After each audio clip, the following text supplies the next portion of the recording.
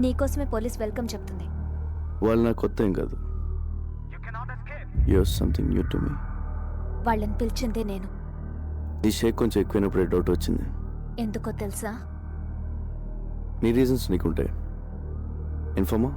కాదు, నాతో life share చేసుకుందాం అనుకున్నా విక్రమ్ని చంపావు అందుకు.